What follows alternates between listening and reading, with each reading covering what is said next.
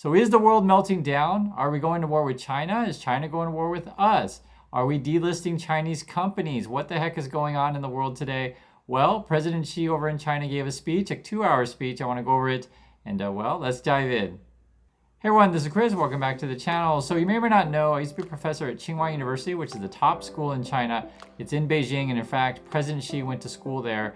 I used to live in Shanghai, Beijing, and Shenzhen, so I always have a lot of things to say about China, and I'd love to hear your thoughts as well. So I want to go over some of the things that he said during the speech. It was a 2-hour speech, and cover a lot of things, and well, let's dive in. So first, this is President Xi. So he says, in regards to foreign policy, China's international influence, appeal, and power to shape the world has significantly increased.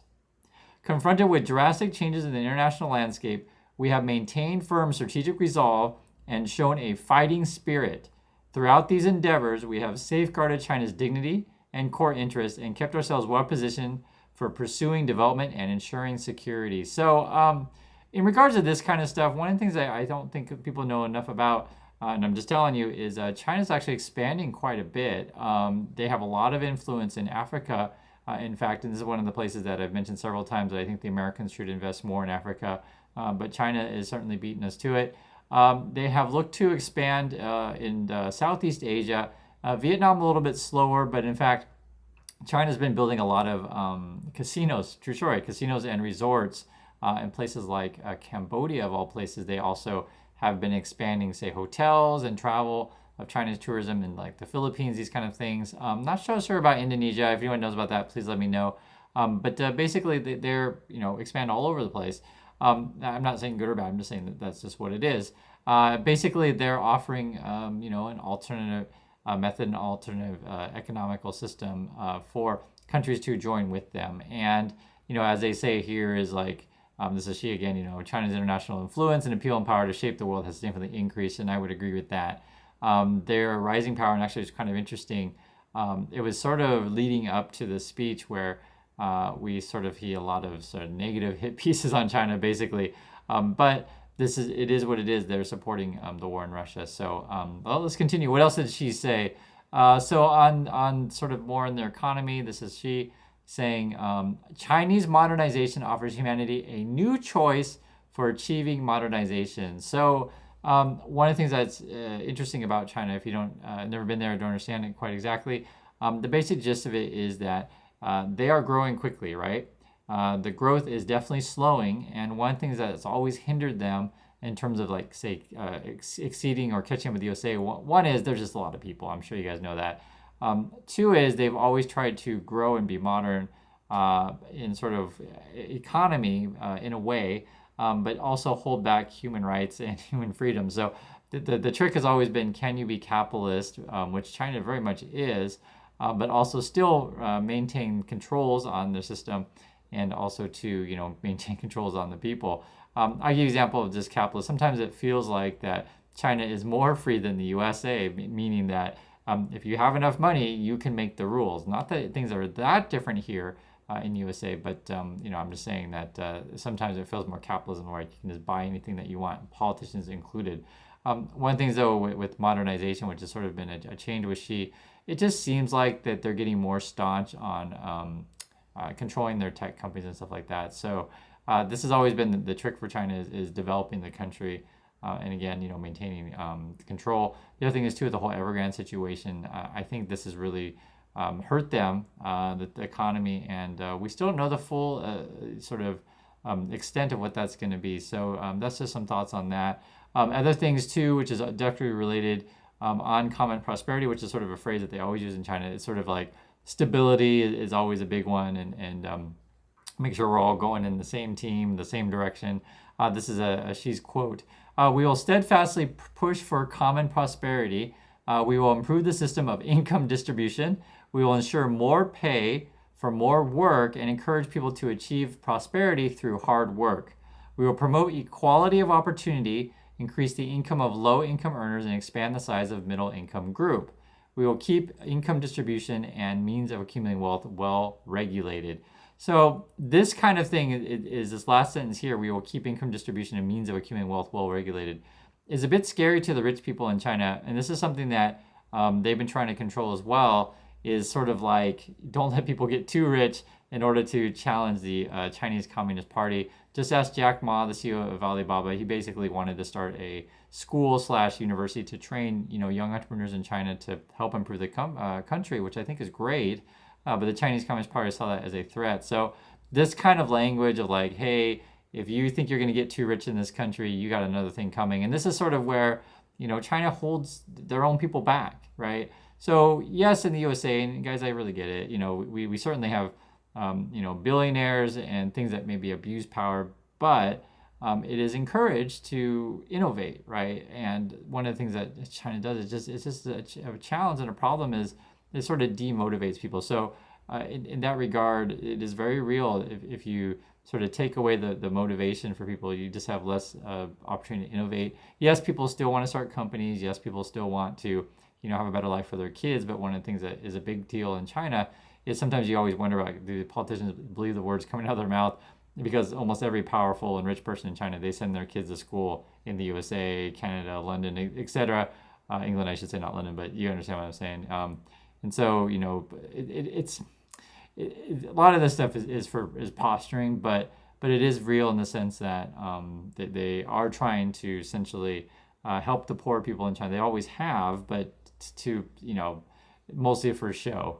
The reason why they when they do help the poor people in China, it's mostly just to keep them from revolting. So I don't think people realize like how unstable, I should say, the country is because of when the poor people, when they see how much the rich people have and what the rich politicians get away with. Like I've always mentioned before, they can hit someone with a car and just like run away and get away with it, and the poor people don't like that. So this is part of regulating the internet. So the big problem in China as well for them in the sense of like, if something bad happens and people start spreading it on essentially Weibo, which is like Twitter kind of thing, or Xiaonei, which is like their Facebook, basically on social media, is how they're trying to control those kind of things. So, they are certainly trying to sort of not let rich people get too rich and not let the poor people get too poor. That's another way to say it. This is regarding COVID. So she says, in responding to a sudden attack of COVID-19, we put the people and their lives above all else and tenaciously pursued a dynamic COVID policy. We have protected the people's health and safety to the greatest extent possible and made tremendously encouraging achievements in both epidemic response and economic and social development. So this has been a big thing for them, is where places like USA, just for example, are pretty much done with COVID. Yes, COVID still exists. It still exists, but the vast majority of people have gotten vaccines, and we don't have like crazy fatalities like we were having in the beginning of the thing. China, however, though, COVID is very real. The vaccines, the Chinese ones, don't really work that well. We read reports to where Moderna was looking to enter into China, but basically the deal was the government said, hey, Moderna, just give us your technology, we'll buy it from you, or something like that. And Moderna's like, whoa, we're not giving you the tech. And China's like, well, how about you partner with a Chinese company, but the Chinese company will manufacture and they'll have your tech, and you'll be 50-50 or 51-49 partnership. And Moderna's like, well, we'll think about it. And because, it is worth money to them, but I do understand Moderna is like, you don't necessarily want to sell the full thing outright. And this has always been what doing business in China is like, is if you want their money, you got to play by their rules, and not every company wants to. And Moderna is not one that wanted to, completely. So we'll see how happens with that. But COVID has been a real thing, and the zero tolerance lockdown, zero COVID policy, I guess you could say, was pretty harsh. I mean, they were locking people in buildings and like letting only one family member come out the day to go get groceries and stuff like that, and it's really hurt the economy and the country. So I don't have any prediction what's going to happen with COVID or any new thing that goes on. And one thing you may or may not know is in Asia, people often live in a sort of like a big apartment buildings, and so your contact with other people is a lot, especially in a place like China where it's just overpopulation of their big cities. It's a major problem actually, is that all the jobs are in the big cities, right? And so people migrate to the big ones. And in fact, you guys may or may not know this, if you're not, say, from like a Beijing or a Shanghai, you got to get a visa to live there. Otherwise, your kids can't go to school, etc., just because you have overcrowding. So I know it sounds strange, like you can't live in any city that you want, even if you're a Chinese citizen. Just, everyone would just move to the same place. So there's some different things that they have to do in terms of laws because of the situation now. It's a long discussion, but just wanted to share some thoughts on that. This is Xi on the economy. He says, high quality development is a top priority of building a socialist, modern country in all aspects. Development is the party's top priority in governing. It's impossible to build a socialist, modern, strong economy, or country, I should say, in all aspects without solid material and technology foundation. So this has been a thing that I've been seeing a lot of articles lately about how Xi really wants to build up their tech in order to compete with the USA. And it's actually quite interesting that recently, as you guys mentioned before, is how basically the Biden administration said, you know what, we're restricting chip technology going to China. We don't want to support your military. We don't want you also to stealing our tech. I actually read a report recently. It was really interesting. There was I want to say like 150 translators, this kind of thing. So basically, they were trained in China to translate from English to Chinese. But they basically posed as just translators / students, and they would be used for espionage, basically to steal American technology. So this is a real problem, and it's a thing to where, like, if it's a Chinese American company wants to hire a Chinese national, I mean, you got to worry and do background checks because. And here's the reality: not every Chinese person is like a spy. This is not the case. You're talking about a very small minority, but that is a concern going forward. And so one of the problems is like, does a few bad apples ruin the whole barrel kind of thing? So I'm sure if you guys understand the dilemma with that, and especially so many of our companies, we hire so many foreigners from all around the world, and it's a real problem. The espionage thing, it really is. So just wanted to bring that up. But yes, they want to build up their companies, but yet they also want to maintain control. China is a funny place, and it is what it is. This is regarding Taiwan. President Xi says, we will continue to strive for peaceful reunification with the greatest sincerely and utmost effort, but we will never promise to renounce the use of force, and we reserve the option of taking all measures necessary. The wheels of history are rolling on towards China's reunification and the rejuvenation of the Chinese nation.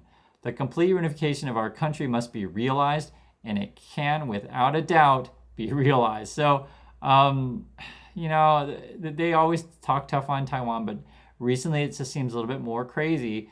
And if they were to do it, the U.S. military is heavily stretched right now, coming out of Afghanistan. They're shipping weapons to Ukraine. And so if China were to do it, now would be the time. No prediction on that. I really don't. I'll just tell you that they've always talked tough on Taiwan. That's something you tell every school kid, that Taiwan is part of China, and the actual regular Chinese person may actually be okay with attacking. It's just part of the culture. I'm trying to think it would be, equivalent to the USA would be, I don't know if we have anything equivalent to this. Maybe something like, you told Americans that you can't play baseball anymore. I'm just, it's a stupid example, but suddenly baseball was taken away, and everyone's like, oh my god, what do you do with baseball? And then every year the politician would say, you know what, next year we're all going to play baseball, make it legal again. And people, I know it's a terrible example, but if you guys can think of an example of like the Taiwan issue with the Americans, I just can't think of one right offhand, but it's just something that you teach kids, since they're children, that Taiwan is part of China, and sort of like becomes a political rhetoric, and it's kind of a shame for the country and the shame for the politicians, and it makes them sort of seem weak, essentially. Politicians, especially in countries like this, they need to show that they're strong, that they're in control, that they're here to help the country. And when you sort of reinforce the same culture over and over again, that Taiwan is part of China, it's hard to change that rhetoric. It's just, you look like you don't have values if you suddenly change things. And it's kind of like in the USA and some of our politicians, if someone changes their mind, everyone's like, oh, you're a flip-flopper, you're not true, and stuff like that. which I always laugh at that kind of thing, because the idea is that okay, so let's say I believed something 20 years ago, so like if I get new information or just I change my mind, I can't, that stuff always bothers me. So it's unfortunately with China, they've painted themselves in the corner to where like they got to keep saying this stuff, but they have been more active in building up their military and be more aggressive towards Taiwan. So that may end up being a real thing. You never know. You don't know. So anyway, what else is going on here? This is in regards to Hong Kong. In the face of turbulent developments in Hong Kong, the central government exercised its overall jurisdiction over the Special Administrative Region as prescribed by China's Constitution and a basic law of the Hong Kong Special Administration Region. It ensured that Hong Kong governed by patriots. Order has been restored in Hong Kong, marking a major turn for the better in the region. So they were really, really strong on enforcing rules in Hong Kong, and I honestly feel really bad for the Hong Kong people. I actually really like Hong Kong. It's a great city to visit. I really recommend it. But unfortunately, when it was turned over to the mainland China, people in Hong Kong were promised that they would have their lives as normal, essentially, but it ended up not being the case. Essentially, the Chinese government could just arrest anyone whenever they wanted to. Slowly, freedoms were taken away, and if you're used to a certain kind of freedom, especially internet, you don't like it when those things are taken away. And I'm full support of all the protesters with the umbrella protesters, completely peaceful, and they wanted what was promised to them. So this is also a thing as well. You may or not know, but like I said, I taught at Tsinghua, but almost all my students would have preferred, if they could have, go to school in Hong Kong or come to school in the USA. People know where freedom is an opportunity. And it's not like they don't know. And so all of these things, like if you understand this, what I said in the beginning is like, the Chinese Communist Party, all these, essentially the people in power, they say one thing, but then all send their kids to USA or all send their kids to Hong Kong. And, I feel sad for the whole situation. So it is an unfortunate thing. And I don't have anything positive to say about that. And she is really strict on Hong Kong. This is on the tech crackdown. She said, "We will focus on national strategic needs, gather strength to carry out indigenous and leading scientific and technological research, and resolutely win the battle in key core technology." So one of the things that we talked about before, where like they limit their own tech companies. Also, too, like I said, I taught at Tsinghua, and there was always big shame among Chinese people is that the Chinese people are smart. But they win Nobel Prizes and get PhDs at great universities and do great research things, but it's usually outside the country because just the way the culture is in China, it discourages innovation and just discourages original research. People are always stealing stuff from each other. Or another thing that happens as well in Tsinghua is where professors will have all of their graduate students do all the research and they just put their name on all the work. It's just part of the culture. There's a lot of bad cultural things that happen over there. Those things happen in USA as well. But the difference is, like in USA, you can sue someone. In China, like someone has more power or prestige or money than you don't really have much you can do. That's part of the culture. It's just, think of it this way: is like, let's say you work in a company and that's the only company that you could ever work in, and your boss cheats you can't really say anything because like there's nowhere else to go. So it's that kind of situation. And so I feel sorry for the people there, and I want what's best for everyone, in terms of like just being able to pursue whatever you want in life. And it's a shame, especially with their companies, to where they're shooting themselves in the foot all the time. So in regard to their stocks, I it's hard to remain bullish on any of them. I get it, guys. When things are most scary, you want to jump in, but I think that applies to American companies, not necessarily on foreign companies. So that is the thing. Here's a quote on the military from Xi. "We will intensify military training under combat conditions across the board to see that our armed forces can fight.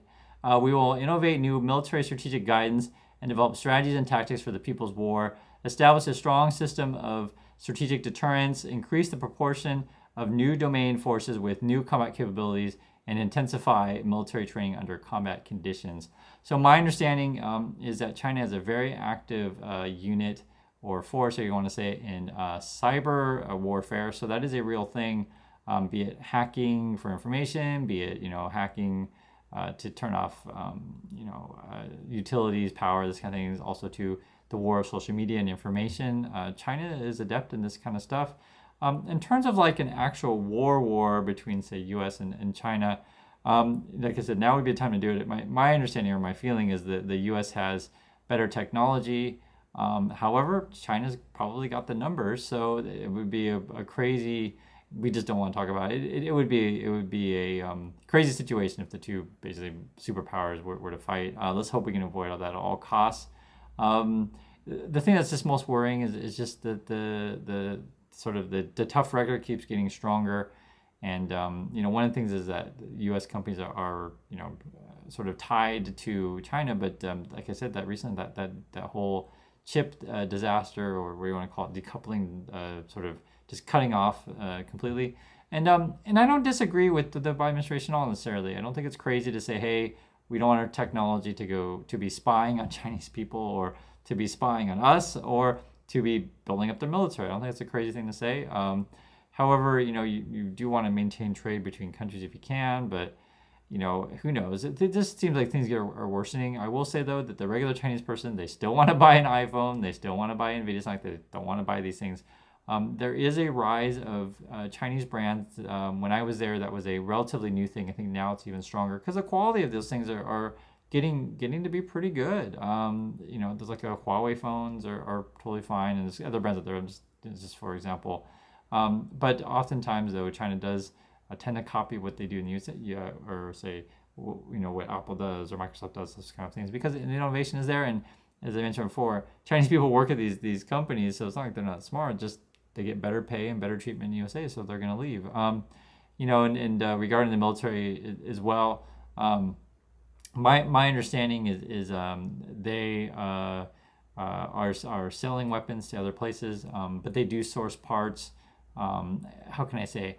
I think they can be self-reliant completely in terms of military, but I do think they have connections with Russia, because I think fuel is one of the things that they still buy on. So a lot of different thoughts on this one. I'm sure there are other people who are more military adept than myself, and that would know the full capability of China. My understanding is they would want to take Taiwan. It would be tough to do an amphibious assault. But maybe in a few years that would be very real. They've also been building islands in the region. I'm sure you guys have seen this in the news, right? They're just like literally building a new island and creating air bases there and stuff like that. So that's that. Then the last thing is green goals. She says, we will work actively and prudently towards the goals of reaching peak carbon emissions and carbon neutrality. Based on China's energy and resource endowments, we will advance initiatives to reach peak carbon emissions in a well-planned, phased way, in line with the principles of getting the new before discarding the old. So climate change is a real important thing in China. When I was in Beijing, the air quality was terrible, and then when I left, it got even worse. Things have improved a bit. They've been shutting down some factories and trying to slow down the cutting down of trees, this kind of stuff. This is part of modernization for China, is essentially just to develop the country, but it comes at a cost. The other thing is, too, when I was there, they used to run commercials all the time for like clean water and these kind of things. It's funny. I always mention this stuff because I always find it so weird. You have a group of Americans, for whatever reason, who knows why, they don't want to believe in clean water or clean air. And I always just find that so strange to me, because I just feel like human beings would want clean water and clean air. That's all I have to say about that. So when you live in a place where water safety, air safety is a real thing, and you see people actually get sick from it, then this idea that you would want to fight against that is just ludicrous. So in China, they got a massive problem, and this is sort of where what happens is that you have essentially rich people who are like, well, I'm going to die in 30 years, and I'm just going to build my factories and make everyone sick, whatever.